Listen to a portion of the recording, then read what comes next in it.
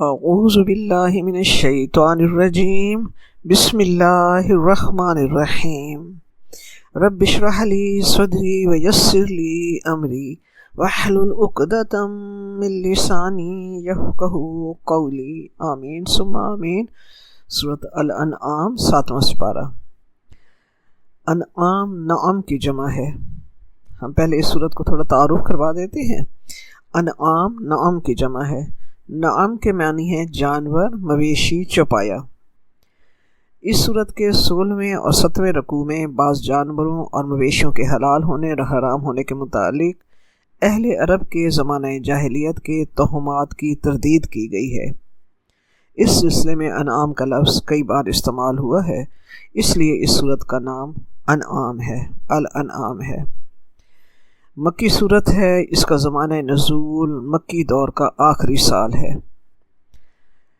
مکی دور جو ہے وہ 13 سال پر محیط ہے۔ مکی زندگی کو ہم 4 ادوار میں تقسیم کر سکتے ہیں۔ آپ صلی اللہ علیہ وآلہ وسلم کی نبوت کا آغاز تو پہلی وحی سے ہو چکا تھا، مگر آپ صلی اللہ علیہ وآلہ وسلم نے اللہ تبارک و تعالیٰ کے حکم سے اعلان نبوت نہ کیا تھا، تو آغاز وحی سے اعلان نبوت تک کا ایک زمانہ ہے، یہ 3 سال کا زمانہ ہے۔ اسے پہلا دور کہا جاتا ہے، بلکہ آغاز وحی سے 3 سال تک دعوت حق انفرادی سطح پر چلتی رہی۔ ہم اسے خفیہ یا انڈر گراؤنڈ نہیں کہہ سکتے، بلکہ انفرادی سطح پر کہہ سکتے ہیں۔ ان 3 سال کے عرصے میں تقریباً 40 لوگ ایمان لائے۔ اس میں انفرادی طور پر اپنے با اعتبار لوگوں تک دعوت حق پہنچانا اور ان کا اسلام قبول کرنا، یہ 3 سال کا دور تھا۔ دوسرا دور جو ہے وہ 3 سال کے بعد آپ صلی اللہ علیہ وآلہ وسلم کو اللہ تبارک و تعالیٰ کا حکم ہوا۔ سورۃ الشعراء کی آیت ہے وَأَنذِرْ عَشِيرَتَكَ الْأَقْرَبِينَ، اور اپنے قریب کے رشتہ داروں تک اللہ تبارک و تعالیٰ کا ڈر پہنچاؤ۔ آپ صلی اللہ علیہ وسلم نے اپنے رشتہ داروں بنو ہاشم کو جمع کیا، ان کی دعوت کی، کھانے کا اہتمام کیا، اور آپ صلی اللہ علیہ وآلہ وسلم نے ان کے سامنے کلمہ حق لا الہ الا اللہ کا پیغام دیا۔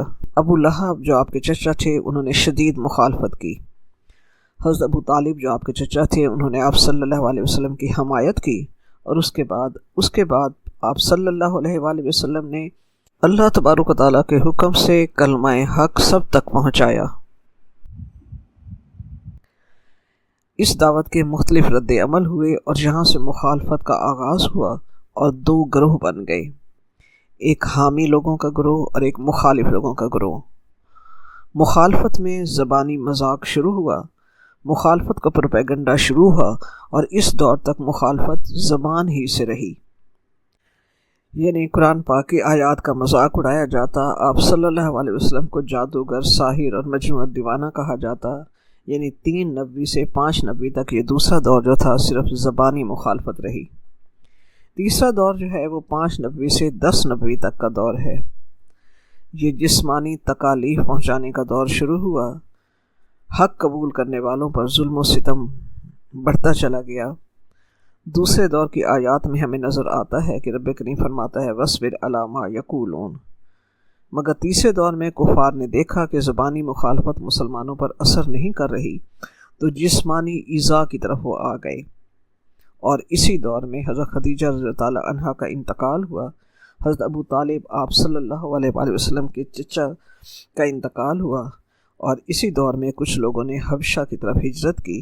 اسی دور میں شیب ابی طالب کا واقعہ ہوا، اور مسلمانوں کو 3 سال کے لیے اس میں محصور کر دیا گیا۔ مسلمانوں کے لیے مشکل دور کا آغاز، اس تیسرے دور سے مسلمانوں کے لیے مشکلات کا اضافہ ہوتا چلا گیا۔ چوتھا دور جو تھا وہ 10 نبوی سے 13 نبوی تک، یعنی 10 نبوی سے پھر ہجرت مدینہ تک کا دور ہے۔ یہ دور انتہائی تکالیف کا زمانہ تھا آپ صلی اللہ علیہ وسلم کے لیے اور دعوت حق قبول کرنے والوں کے لیے۔ آپ صلی اللہ علیہ وآلہ وسلم نے چاہا کہ مسلمانوں کو کوئی جائے امن مل جائے، تو آپ صلی اللہ علیہ وسلم طائف تشریف لے گئے، مگر طائف والوں نے مکہ والوں سے بھی زیادہ برا سلوک کیا۔ حج کے موقع پر آپ صلی اللہ علیہ وسلم ہر قبیلے کو علیحدہ دعوت حق دیتے، مگر کوئی مثبت نتیجہ سامنے نہیں آ رہا تھا۔ یوں سمجھیں کہ تنگی اور مخالفت اپنی انتہا کو پہنچ چکی تھی۔ جیسے جیسے مصائب اور تکالیف میں اضافہ ہوتا گیا، ویسے ویسے مومنین کے صبر میں بھی اضافہ ہوتا چلا جا رہا تھا، کیونکہ اسلام قبول کرنے والے سچے اور مخلص مومن تھے۔ حق کے راستے میں آنے والے ہر تکالیف کو وہ انتہائی صبر اور عزم کے ساتھ برداشت کر رہے تھے، مگر آپ صلی اللہ علیہ وسلم کے دل پر بہت گراں گزرتی تھی ان کی تکالیف۔ مومنین کی تکالیف اور مصائب آپ صلی اللہ علیہ وسلم کو بہت گراں گزرتے تھے۔ جب تنگی اور سختی انتہا کو پہنچی تو اللہ تبارک و تعالیٰ کی رحمت کو جوش آیا۔ اللہ تعالیٰ نے مدینہ کے انصار کے دل کھول دیے، اور وہ دل سے اسلام قبول کرنے اور آپ صلی اللہ علیہ وسلم کی حفاظت کرنے کے وعدے پر انہوں نے آپ صلی اللہ علیہ وسلم سے بیعت کی، تو مسلمانوں نے مدینہ کی طرف ہجرت کی۔ اسی چوتھے دور کے آخری سال میں یہ صورت نازل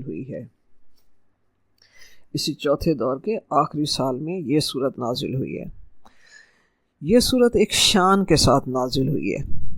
تفسیر ابن کثیر میں ہے کہ عبداللہ بن عباس رضی اللہ تعالیٰ عنہما فرماتے ہیں کہ یہ پوری صورت ایک ہی مرتبہ، ایک ہی ساتھ، ایک ہی رات میں مکہ شریف میں نازل ہوئی، سوائے چند ایک آیات کے۔ جب یہ صورت نازل ہوئی تو اس کے ارد گرد 70,000 فرشتے تھے جو تسبیح پڑھ رہے تھے۔ مستدرک حاکم میں ہے کہ اس صورت کے نازل ہونے پر آپ صلی اللہ علیہ وآلہ وسلم نے فرمایا، اس مبارک صورت کو پہنچانے اس قدر فرشتے آئے کہ آسمان کے کنارے دکھائی نہ دیتے تھے۔ ابن مردودیہ میں ہے کہ اس وقت کی تسبیح نے ایک خاص گونج پیدا کر دی تھی، زمین گونج رہی تھی، اور آپ صلی اللہ علیہ وآلہ وسلم سبحان اللہ العظیم سبحان اللہ العظیم پڑھ رہے تھے۔ ابن مردودیہ کی ایک مرفوع حدیث میں ہے کہ آپ صلی اللہ علیہ وآلہ وسلم نے فرمایا، مجھ پر سورۃ انعام ایک دفعہ ہی میں اتری، اس کے ساتھ 70,000 فرشتے تھے جو تسبیح اور حمد بیان کر رہے تھے۔ اس صورت کے نزول کے ساتھ اس قدر فرشتوں کی کثرت اس صورت کی فضیلت کو ثابت کرتی ہے، کیونکہ یہ صورت جو ہے توحید کی تعلیم پر مشتمل ہے، اور اس صورت میں مکی دور کی صورت کی تمام تر خصوصیات کے ساتھ اس کے موضوعات وہی ہیں جو مکی دور کی صورتوں کے ہیں، یعنی عقیدہ توحید کی تعلیم اور شرک کی تردید، اور اس کے ساتھ عقیدہ رسالت، اور اس کے ساتھ عقیدہ آخرت کی تبلیغ اور جاہلیت کے بعض تہمات کا تذکرہ ہے، دعوت نبوی اور منکرین رسالت کے اعتراضات کا جواب ہے، اور آپ صلی اللہ علیہ وآلہ وسلم اور مسلمانوں کو جو مشکلات پیش آ رہی تھیں اس کا ذکر ہے۔ مخالفین کی غفلت پر انہیں تنبیہ کی گئی ہے، بت پرستی کی مذمت کی گئی ہے اس صورت میں، اور خدا پرستی کی دعوت دی گئی ہے، اور اس صورت میں حضرت ابراہیم علیہ السلام کا بت پرستوں اور ستارہ پرستوں سے مباحثہ اور مناظرہ کے مضامین بھی اس صورت میں شامل ہیں۔ اس صورت میں توحید کا مضمون اتنے جامع انداز میں پیش ہوا ہے کہ اگر پورا قرآن پاک پڑھانے کا وقت نہ ہو تو صرف اس صورت کی تلاوت اور ترجمہ بھی جو اخلاص کے ساتھ سن لے تو اللہ تبارک و تعالیٰ انشاءاللہ اس کا دل کھول دے گا، اس کا دل توحید کے لیے کھل جائے گا، رب کریم کا عرفان، رب کریم کی پہچان اور محبت اس کے دل میں گھر کر جائے گی۔ اس کے 165 آیات میں سے 49 آیات جو ہیں 49 آیات جو ہیں وہ توحید کے مضمون پر مشتمل ہیں۔ یہ اس صورت کی فضیلت ہے۔ تفسیر اس کی شروع کرتے ہیں۔ آیت نمبر 1 ہے، بسم اللہ الرحمن الرحیم، الحمد للہ الذی خلق السماوات والارض وجعل الظلمات والنور ثم الذین کفروا بربہم یعدلون۔ ہر طرح کی تعریف اللہ تبارک و تعالیٰ ہی کے لیے ہے، جس نے آسمانوں اور زمین کو پیدا کیا اور اندھیرے اور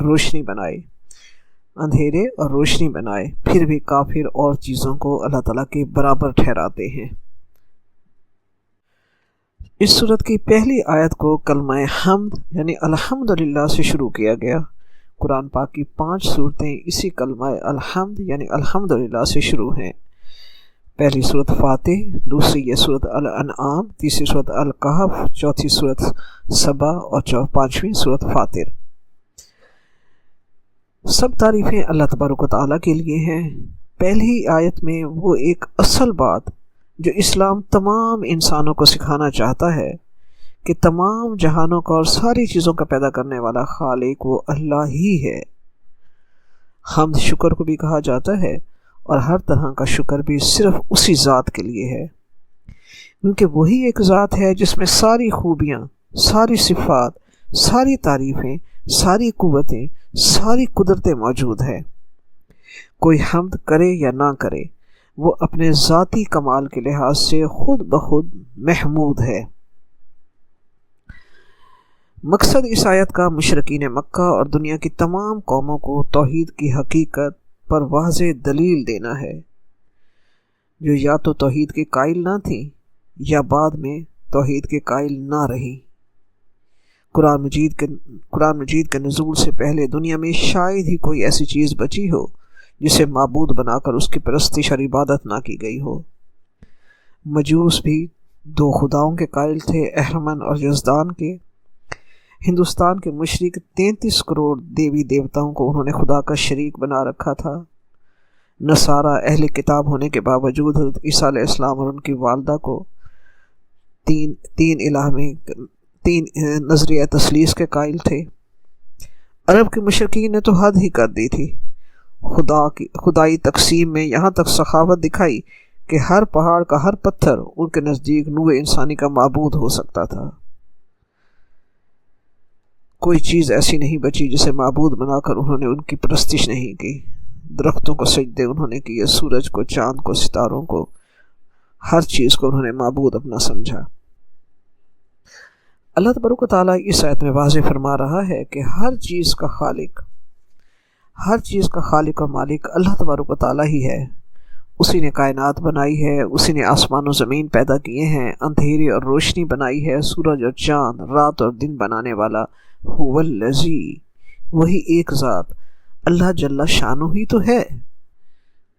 یہی ایک بات سورۃ البقرہ کی آیت نمبر 22 میں بہترین دلائل کے ساتھ واضح کی گئی ہے کہ یا ایھا الناس اعبدوا ربکم الذی خلقکم والذین من قبلکم لعلکم تتقون، اے لوگو عبادت کرو اس رب کی جو تمہارا خالق ہے اور ان لوگوں کا بھی خالق ہے جو تم سے پہلے تھے، تاکہ تم متقی بنو۔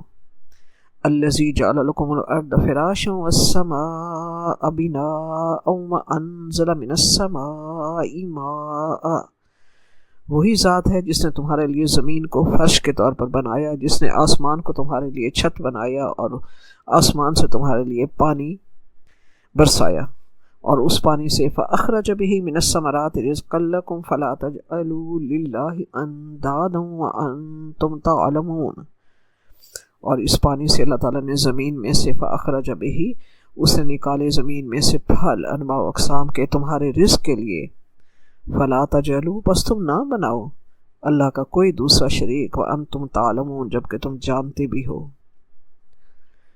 اور حقیقت یہی ہے کہ ہمیں ہر طرف اس کی تخلیق نظر آ رہی ہے۔ اس کی تخلیق ہر قدم پر، ہر نظر کے سامنے ہے۔ آسمان ہر ایک کے سامنے ہے، جسے اللہ تبارک و تعالیٰ نے ہمارے لیے والسماء بناء بنایا، ہمارے لیے چھت بنایا، دنیاوی زندگی کے گھر کی چھت بنایا، جسے دیکھ کر ہمیں خوشی، طمانینت، سکون اور عافیت کا احساس ہوتا ہے۔ اگر اللہ تبارک و تعالیٰ ہمارے لیے دنیا بناتا اور اس پر آسمان نہ بناتا تو پھر ہم ایسے رہ رہے ہوتے جیسے بے چھت کے گھر میں رہ رہے ہیں۔ آپ بے گھر کے چھت میں ایک دن بھی رہنے کا تصور نہیں کر سکتے۔ آسمان کے بغیر یہ کائنات کتنی بھیانک اور مشکل لگتی۔ پھر اس کی خلاقی کے ساتھ اس کا کرم، اس کی محبت، شفقت اور رحمت شامل ہے۔ نہ صرف یہ کہ اس نے آسمان ہمارے لیے بنایا، بلکہ زین السماء الدنیا بمصابیح، اس نے اس دنیا کے آسمان کو ستاروں سے سجا دیا۔ جیسے ہم گھر کا لنٹر ڈالنے کے بعد اس چھت کی آرائش کے لیے سیلنگ کرتے ہیں، اعلیٰ سے اعلیٰ ڈیزائن بنواتے ہیں، اللہ تبارک و تعالیٰ نے اپنے بندوں کے لیے، اس کے جمالیاتی حص کی تسکین کے لیے اللہ تعالیٰ نے آسمان ایسے بنا کر نہیں چھوڑ دیا، اسے خوبصورت ستاروں سے سجایا۔ وَجَعَلْنَا سِرَاجًا وَهَّاجًا، اور اس میں چمکتا ہوا چراغ، سورج اور چاند پیدا کر دیے۔ اس میں چمکتا ہوا چراغ چاند پیدا کر دیا۔ پھر آسمان کے ساتھ اس نے زمین کو تخلیق کیا۔ پھر سوچئے تو صحیح، اس نے زمین کو کتنا سہل، کتنا مناسب اور متوازن بنایا کہ حد نگاہ تک پھیلی ہوئی یہ زمین غریب کا بستر ہے۔ غریب زمین کے سینے پر سوتا ہے تو ٹھنڈی میٹھی نیند یہ زمین اسے عطا کرتی ہے۔ وَجَعَلَ الظُّلُمَاتِ وَالنُّورَ، اس نے اندھیرے اور روشنی بنائی۔ دن کی روشنی کے لیے سورج کو چمکنے کا حکم دیا، رات کو آسودگی عطا کرنے کے لیے اسی کائنات کو اندھیرے کی چادر اڑا دی۔ سوچیں اگر دن صرف دن ہی رہتا تو زندگی کتنی تھکا دینے والی ہوتی، رات صرف رات ہی رہتی تو زندگی کتنی اکتا دینے والی ہوتی۔ سوچئے یہ سب کچھ خود بخود نہیں بن گیا، نظام کائنات چلانے والی ایک ہستی ہے جس نے زمین و آسمان بنائے، جس نے اندھیرے اور اجالے بنائے، جس نے خیر و شر بنایا۔ وہ ذات صرف وہی ذات اس تمام چیز کی خالق ہے، وہ تمہاری بھی خالق ہے۔ کائنات کا سارا نظام حسن و خوبی کے ساتھ چلانے والی وہی ذات ہے۔ سوچئے تو صحیح، کیا وہ ذات جو پوری کائنات کا نظام اتنے حسن و خوبی سے چلا رہی ہے، کیا وہ تمہاری ضروریات پوری نہیں کر سکتی، تمہاری مشکلات حل نہیں کر سکتی کہ تم اللہ کو چھوڑ کر دوسروں کو اس کے برابر ٹھہراتے ہو، اپنی مشکلات کے لیے اپنے دیوی دیوتاؤں تراشتے ہو، ان کے آگے جا کر اپنی ضرورتیں پیش کرتے ہو؟ کیا وہ ذات جو پوری کائنات کو چلا رہی ہے تمہاری ضرورتیں پوری نہیں کر سکتی؟ رب اپنے تمام تر احسانات، اپنی قدرت، اپنی کبریائی بتانے کے بعد رب کریم شکوے کے انداز میں ہم سے فرما رہا ہے، ثم الذین کفروا بربہم یعدلون، پھر وہ لوگ جو اللہ کی ذات کا انکار کرتے ہیں وہ اللہ کے برابر ٹھہراتے ہیں کہ وہ اپنی ضروریات، اپنی مشکلات کے لیے لات، عزا، منات اور حبل کے آگے جا کر جھکتے ہیں، دست بستہ ہو کر ان سے اپنی ضرورتوں کی حاجتیں، ان کی درخواستیں ان کے سامنے پیش کرتے ہیں، جبکہ ان کا اس بھری کائنات میں کوئی عمل دخل نہیں ہے۔ وہ نہ تو کچھ پیدا کر سکتی ہیں نہ کچھ دے سکتی ہیں، وہ تو خود ہی مخلوق ہیں۔ تم ان دیوی دیوتاؤں کی پرستش کر کے اللہ کا حق انہیں دیتے ہو۔ یعدلون کا یہاں لفظ ہے، عدل سے ہے۔ عدل کا مطلب ہوتا ہے برابری، تم اللہ کے برابر اوروں کو ٹھہراتے ہو۔ یشرکون رب کریم نے نہیں فرمایا، تم ان کو اللہ کے برابر ٹھہراتے ہو کہ اپنی مشکلات، اپنی ضرورتیں ان کے آگے پیش کرتے ہو، جبکہ قدرت، طاقت، کمال، خلاقیت صرف اسی وحدہ لا شریک کی ہے، اور کریڈٹ اوروں کو دیتے ہو۔ اس سے بڑا ظلم اور کیا ہوگا؟ سورۃ الاحقاف میں رب کریم نے یہی بات بالکل خوبصورت دلیل کے ساتھ پیش کی ہے۔ سورۃ الاحقاف کی آیت نمبر 4 ہے، قُلْ أَرَأَيْتُم مَّا تَدْعُونَ مِن دُونِ اللَّهِ أَرُونِي مَاذَا خَلَقُوا مِنَ الْأَرْضِ، اے نبی صلی اللہ علیہ وسلم فرما دیجئے، ان سے فرما دیجئے کہ تم دیکھو جنہیں تم پکارتے ہو اللہ کے سوا، مجھے دکھاؤ کہ انہوں نے زمین کی پیدائش میں، تخلیق میں کون سا ان کا حصہ ہے۔ ام لہم شرک فی السماوات، یا آسمانوں کی تخلیق میں ان کا کوئی سانجھا ہے۔ ایتونی بکتاب من قبل ھذا او اثارۃ من علم ان کنتم صادقین، اگر تم سچے ہو تو اس سے پہلے کی کوئی کتاب میرے پاس لاؤ، یا علم انبیاء میں سے کوئی علمی سند لکھی ہوئی ہے تو لے آؤ کہ جنہیں تم پکارتے ہو ان کا اس تمام زمین و آسمان کی تخلیقات میں کوئی ان کا حصہ ہے، انہوں نے وہ کوئی چیز وہ تخلیق کرنے والے ہیں۔ تو رب کریم کی آیت کا یہ حصہ مشرکین کے سامنے ہے۔ رب کریم گلہ فرما رہا ہے کہ اللہ تعالیٰ کی وحدانیت کا انکار کر کے اس کے شریکوں کے آگے جھکتے ہیں، اپنی حاجتیں اور اپنی مشکلات ان کے سامنے پیش کرتے ہیں۔ پھر سوچئے، آج اگر ہم اپنی حاجت روائی اور مشکل کشائی کے لیے اس وحدہ لا شریک کے حضور سجدہ ریز ہو کر صلاۃ الحاجت پڑھ کر اس سے مانگنے کی بجائے اگر ہم کسی اور در پر جاتے ہیں، خواہ وہ در کسی مرشد کا ہو یا کسی مزار کا آستانہ ہو، اگر ہم وہاں پہنچ کر ہم یہ یقین رکھتے ہیں کہ یہاں دعا مانگنے سے ہماری مشکلیں ختم ہوں گی، ہماری حاجتیں پوری ہوں گی، ہم وہاں جا کر نذرانے اور چڑھاوے اور منتیں پوری کرتے ہیں، تو اللہ تبارک و تعالیٰ کا یہ گلہ آج ہم سے بھی ہے چاہے ہم یہ کہیں کہ ہم مانگ تو اللہ سے رہے ہیں، یہ اللہ کے پیارے ہیں، ان کی وساطت سے اللہ سے مانگ رہے ہیں، نہیں، یہ بھی شرک ہے۔ شرک ہر دور میں نئی صورتیں بدل کر آتا ہے، اس لیے انسان اس معاملے میں بہت محتاط رہے۔ آرام سے بندہ سوچتا ہے کہ ہم تو آج بتوں کے آگے سجدہ نہیں کرتے، لیکن شرک خفی جو ہے وہ صورتیں بدل بدل کر ہر دور میں انسان کی زندگی میں شامل ہوتا ہے۔ توحید وحدہ لا شریک ہی اصل آخرت کامیابی کا راستہ ہے۔ اللہ تبارک و تعالی ہمیں صحیح توحید کی پہچان اور توحید پر قائم رہنے والا بنائے، آمین ثم آمین۔ آیت نمبر 2 ہے، هو الذی خلقکم من طین ثم قضى اجلا واجل مسمى عنده ثم انتم تمترون۔ وہی تو ہے جس نے تمہیں مٹی سے پیدا کیا، پھر مرنے کا ایک وقت مقرر کیا اور ایک مدت اس کے ہاں اور مقرر ہے، تم بھی اے کافرو شک کرتے ہو۔ آسمان و زمین کی تخلیق پر غور و فکر کی دعوت دینے کے بعد رب کریم اس غور و فکر کے میدان کو اور آگے بڑھانے کی دعوت دیتا ہے کہ اے انسانوں، بیرونی دنیا کو دیکھنے کے بعد تم خود اپنے آپ کو دیکھو، تمہیں کس نے بنایا، کس سے بنایا، اپنی ذات پر غور کرو تو تمہیں رب کریم کی پہچان اور اس کا عرفان حاصل ہوگا، کیونکہ من عرف نفسہ فقد عرف ربہ، جس نے اپنی ذات کو پہچانا اس نے اپنے رب کو پہچانا۔ سوچو تو صحیح، تمہاری تخلیق کس نے کی اور کیسے کی، کس نے بنایا اور کس سے بنایا؟ مٹی سے تمہیں بنایا۔ مٹی کے اندر بظاہر ایسی کوئی طاقت نہیں نظر آتی۔ کیا مٹی بول سکتی ہے، سن سکتی ہے، دیکھ سکتی ہے، عقل رکھتی ہے؟ جبکہ اس زمانے میں سب کے سامنے وہ انسان مٹی کے بت بناتے تھے، پتھر کے بت بناتے تھے، ان کے اندر تو ایسی کوئی صلاحیت نہیں ہوتی تھی۔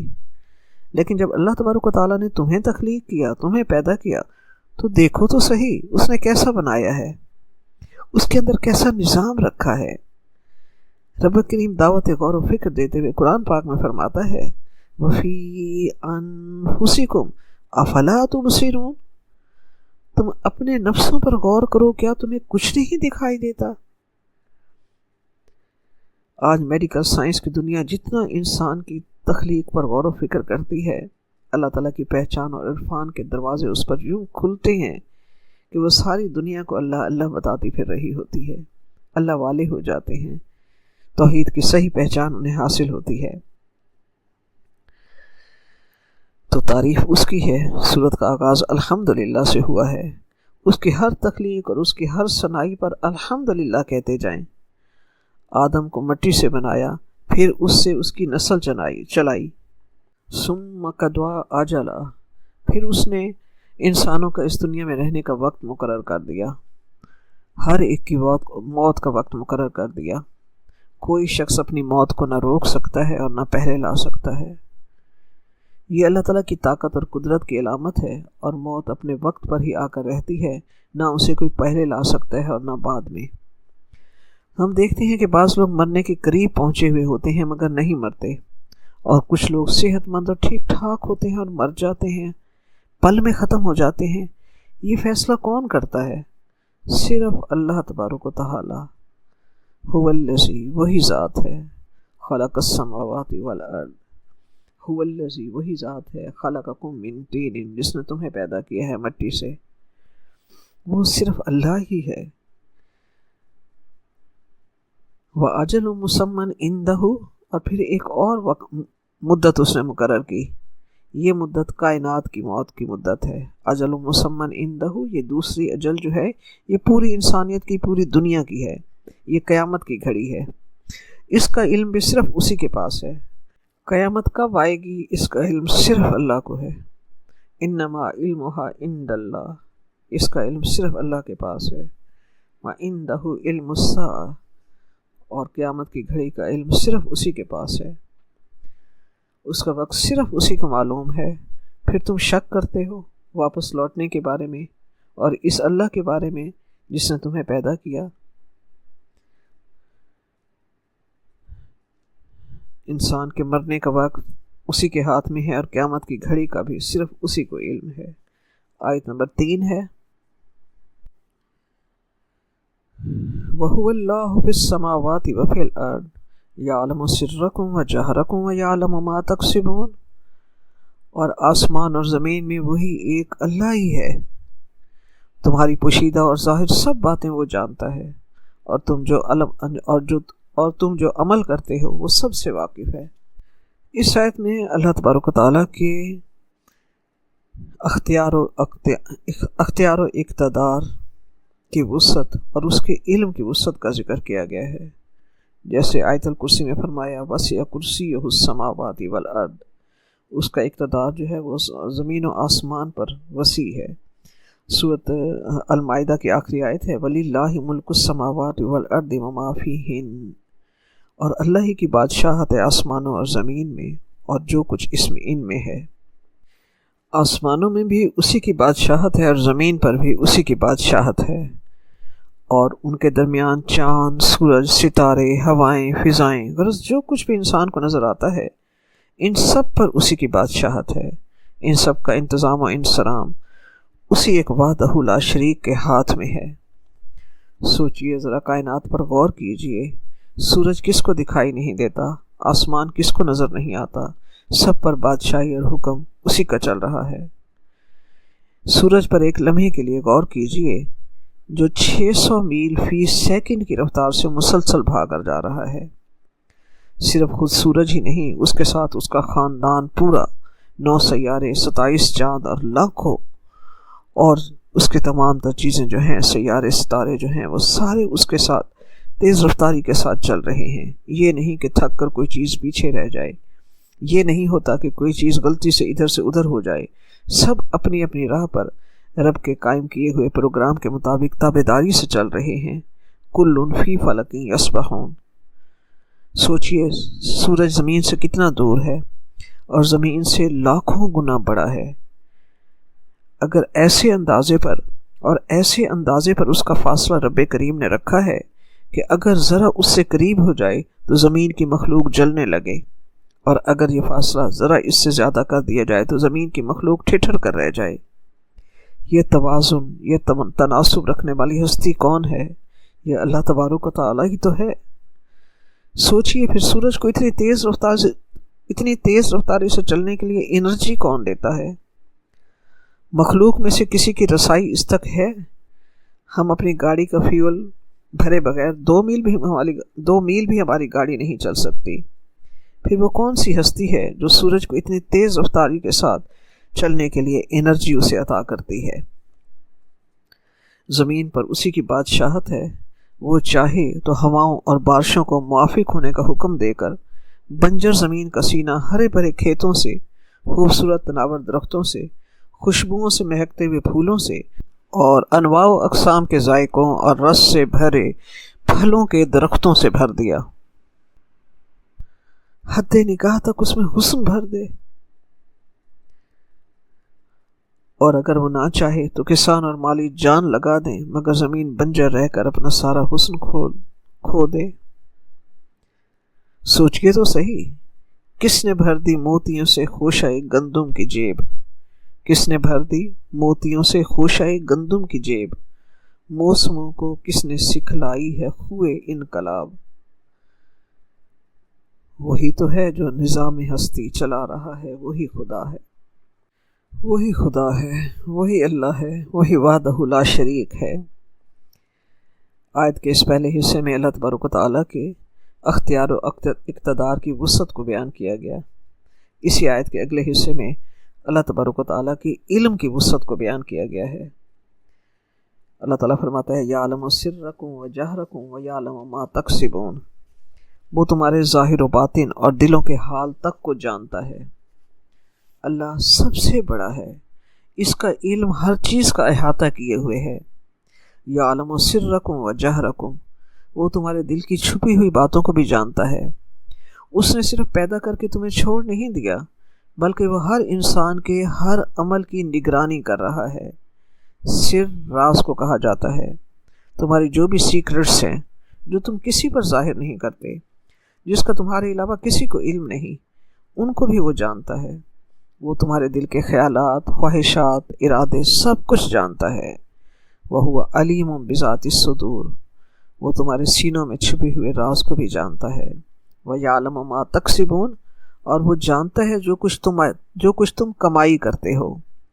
تکسبون یہاں روپے پیسے کی کمائی کے لیے نہیں بلکہ عمل کی کمائی کے لیے ہے، کہ جو بھی تم خیر کا عمل کرتے ہو یا شر کے راستے میں آگے بڑھتے ہو، جو بھی تم کوششیں کرتے ہو، اللہ اس سب کو جانتا ہے۔ بعض اوقات انسان اچھے کام کے لیے کوشش کر رہا ہوتا ہے مگر کوئی اس کو ریکگنائز ہی نہیں کرتا، مگر وہ جانتا ہے۔ بعض اوقات کسی کو پتہ بھی نہیں چلتا مگر وہ سب جانتا ہے۔ بعض اوقات انسان چھپ چھپ کر غلط کام کرتا ہے اور کسی کو پتہ چلنے نہیں دیتا مگر وہ سب جانتا ہے۔ وَمَا تَفْعَلُوا مِنْ خَيْرٍ يَعْلَمْهُ اللَّهُ، اور تم جو بھی کوئی نیکی کرو گے اللہ اس کو جانتا ہے، یقیناً اس کا علم بھی ہر چیز پر محیط ہے۔ آیت نمبر 4 اور 5 کو اکٹھا لیں گے۔ وَمَا تَأْتِيهِم مِّنْ آيَةٍ مِّنْ آيَاتِ رَبِّهِمْ إِلَّا كَانُوا عَنْهَا مُعْرِضِينَ، اور ان لوگوں کے پاس ان کے رب کی نشانیوں میں سے کوئی نشانی نہیں آتی مگر وہ اس سے منہ پھیر لیتے ہیں۔ آیت نمبر 5 ہے، فَقَدْ كَذَّبُوا بِالْحَقِّ لَمَّا جَاءَهُمْ فَسَوْفَ يَأْتِيهِمْ أَنبَاءُ مَا كَانُوا بِهِ يَسْتَهْزِئُونَ، اور جب ان کے پاس حق آیا تو اس کو بھی انہوں نے جھٹلا دیا، سو جن چیزوں کا وہ مذاق اڑاتے رہے ہیں وہ جلد ہی انہیں ان کے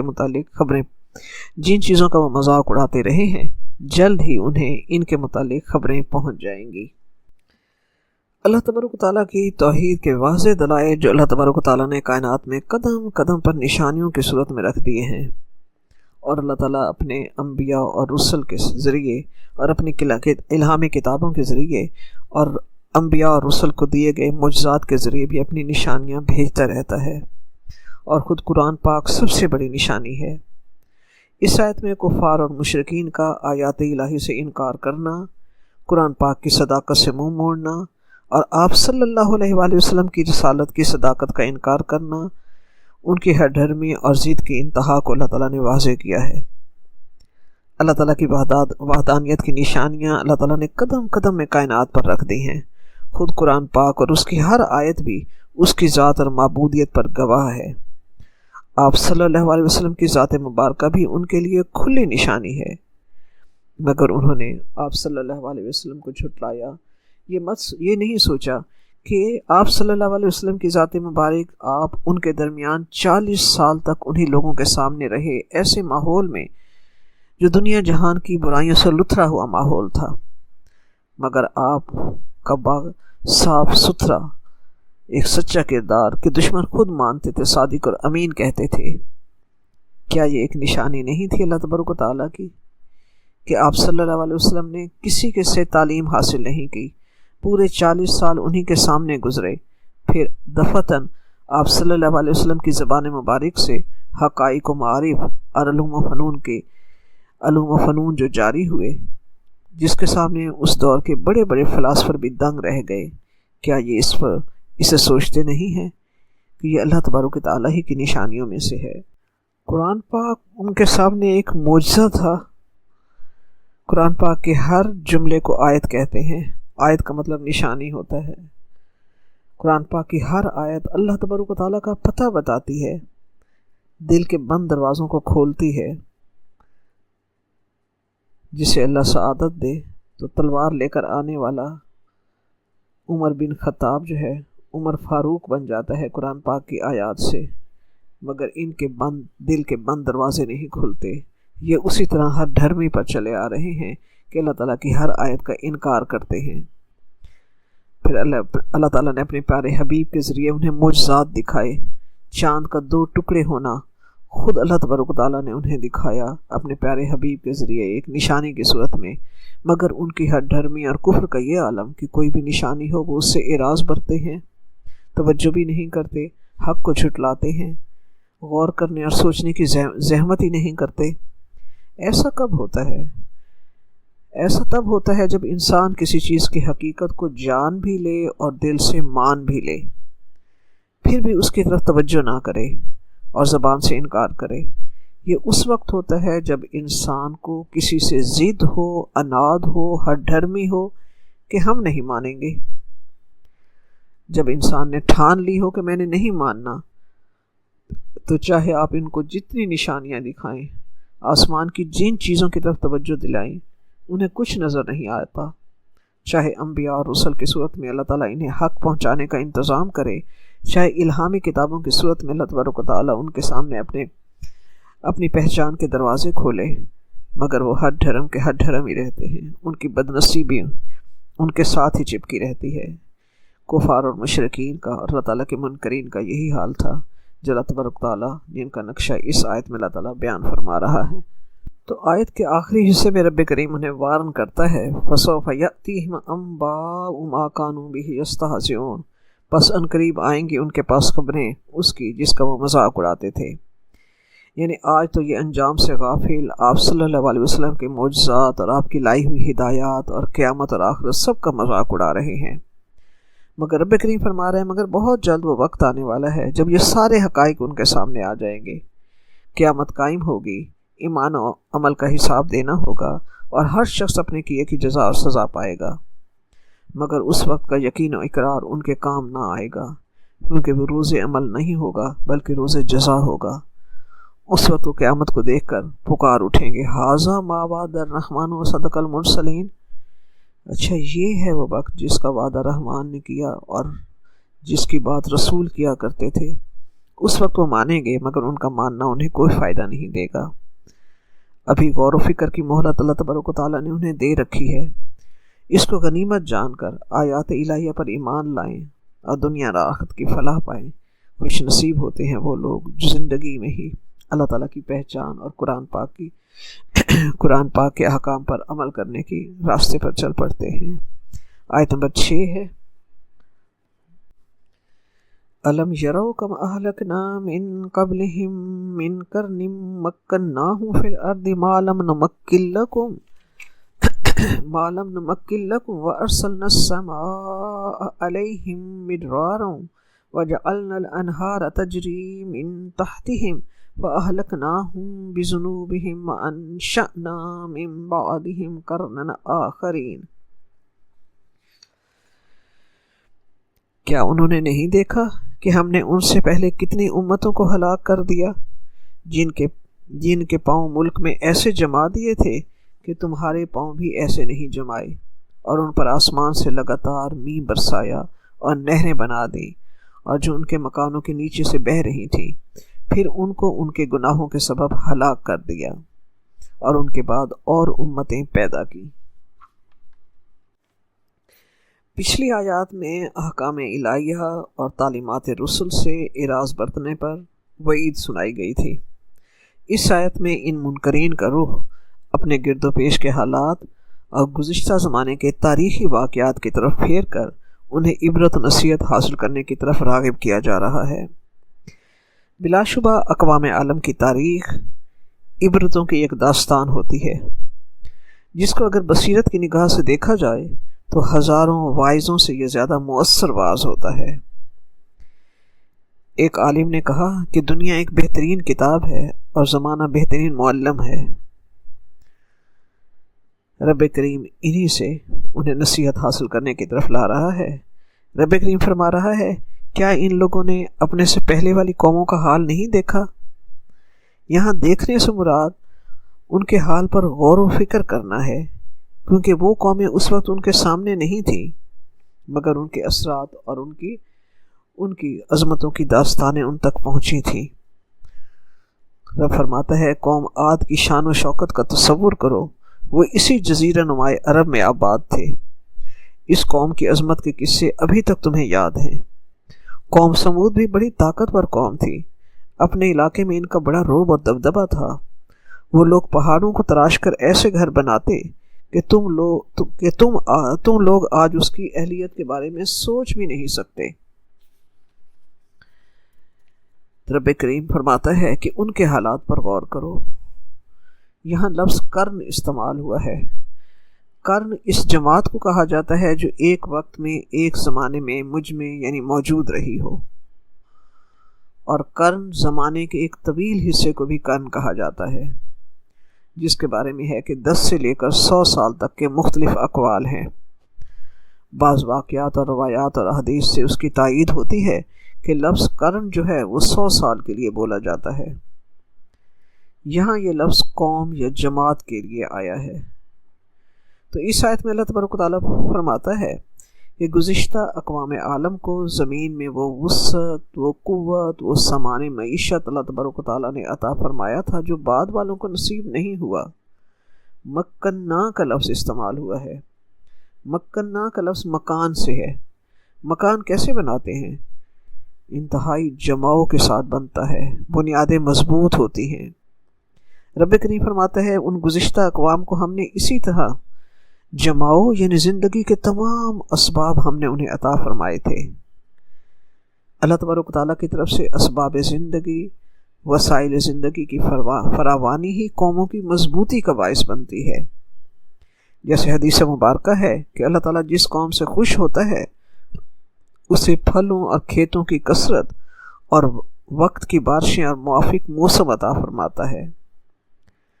تو ان گزشتہ اقوام کو بھی اللہ تبارک و تعالیٰ نے موافق موسم یعنی برسنے والا آسمان یعنی بارشیں اللہ تعالیٰ نے عطا فرمائی تھیں۔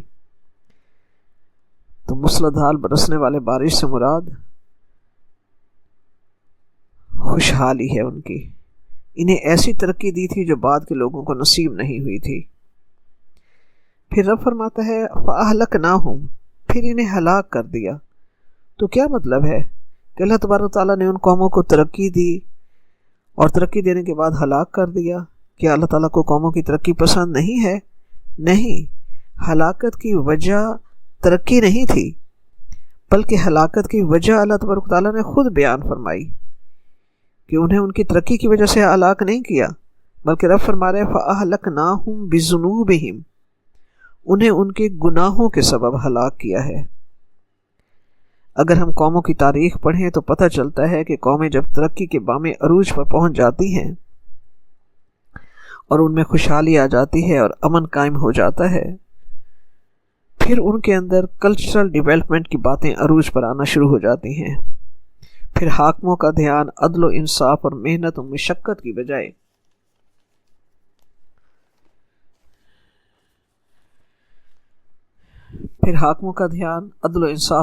و مشقت کی بجائے راگ رنگ، ناچ گانا، مصوری، شاعری، ان چیزوں میں لگنا شروع ہو جاتا ہے۔ اللہ تبارک و تعالیٰ ہی کی دی ہوئی نعمتوں کی وجہ سے ان میں غرور و تکبر آنا شروع ہو جاتا ہے۔ رفتہ رفتہ ان کے اخلاق کی حالت پست اور مذہبی زوال آنا شروع ہو جاتا ہے۔ محنت، مشقت اور انصاف ان کی زندگی سے رخصت ہو جاتا ہے۔ دنیا اور صرف دنیا ہی میں کھو جاتے ہیں۔ پھر اللہ کے بھیجے ہوئے رسولوں کو جھٹلانا، اللہ تعالیٰ کی آیات کا مذاق اڑانا، اللہ تعالیٰ کے احکام کو پس پش ڈالنا ان کے نزدیک عام سی بات بن جاتی ہے۔ دنیاوی اور مادی ترقی ہی کو وہ زندگی کی کامیابی اور طاقت سمجھنے لگتے ہیں۔ بے حیائی اور فحاشی ان کا وے آف لائف بن جاتا ہے۔ حیا کو جہالت اور بے وقوفی سمجھا جانے لگتا ہے۔ بدی سر اٹھا کر چلتی ہے اور نیکی منہ چھپاتی پھرتی ہے۔ اور پھر جب یہ گناہ انفرادی سطح سے ہوتے ہوئے اجتماعی سطح پر قوموں کا مزاج بن جاتے ہیں، تو پھر ایسی قومیں چاہے دنیا کے لیے ناقابل تسخیر سمجھی جاتی ہوں یا سپر پاور کے نام سے پہچانی جاتی ہوں، مگر جب اللہ تعالیٰ کے احکام ان کی نظر میں کچھ نہیں رہتے اور آخرت کا یقین ان سے رخصت ہو جاتا ہے، تو اللہ تعالیٰ کا عذاب ان کے آگے ایسے آتا ہے کہ دنیا کی وہ ناقابل تسخیر قومیں ریت کا ڈھیر ثابت ہو جاتی ہیں۔ کوئی آتش فشاں پھٹتا ہے، کوئی زلزلہ آتا ہے، کوئی طوفان انہیں پچھاڑ کر رکھ دیتا ہے، یا اللہ کسی اور قوم کو ان پر مسلط کر کے عذاب کی شکل میں ان پر بھیج دیتا ہے اور انہیں نیست و نابود کر کے رکھ دیتا ہے، کیونکہ اللہ تعالیٰ تو اسباب کے پردے ہی میں کام کرتا ہے نا۔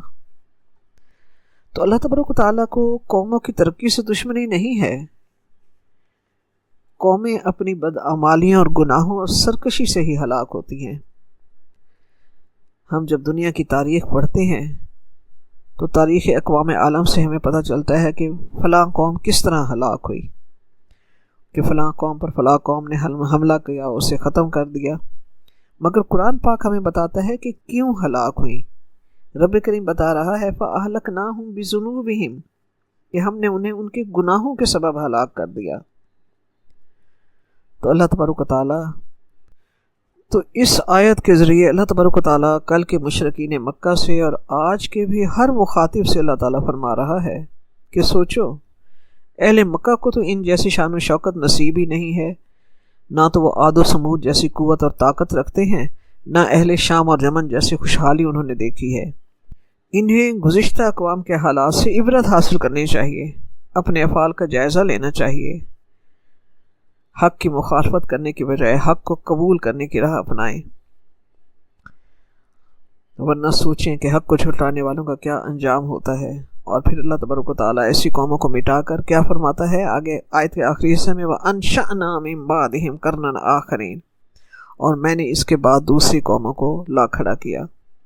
اللہ تعالیٰ اس چیز پر قادر ہے کہ قوموں کو ان کے گناہوں کے سبب ہلاک کر دے اور ان کی جگہ دوسری قوموں کو اس طرح آباد کر دے کہ دیکھنے والوں کو محسوس بھی نہ ہو کہ یہاں سے کوئی انسان کم ہوا ہے. ویسے اللہ تبارک تعالیٰ کی قدرت و طاقت کا مشاہدہ ہر زمانے میں ہر جگہ نظر آتا ہے. میدان عرفات ہی کا منظر دیکھ لیجئے. حج کے دن انسانوں کا جمع غفیر ہوتا ہے، جن میں سے بہت سے ہوتے ہیں جو پچھلے سال کے بعد مر کر اس دنیا سے چلے جاتے ہیں. کورونا کی صورت میں کتنے لوگ اس دنیا سے رخصت ہوئے، مگر اتنے ہی دوسرے لوگ اللہ کی رحمت سے وہاں موجود ہوئے. کسی کے جانے سے کوئی خلا نظر نہیں آتا. رب قادر ہے کہ وَأَنشَأْنَا مِن بَعْدِهِمْ قَرْنًا آخَرِينَ، کہ ان کے بعد وہ دوسری قوموں کو اللہ لا کھڑا کرتا ہے. اس کا کارخانہ قدرت چلتا رہتا ہے. وہ اللہ ہے، وہ وحدہ لا شریک ہے. اس کی خدائی کسی چیز کی محتاج نہیں ہے. ساری دنیا اس کی محتاج ہے، وہ کسی کا محتاج نہیں ہے. یقیناً ربنا تقبل منا انک انت السمیع العلیم وتب علینا انک انت التواب الرحیم. آمین ثم آمین.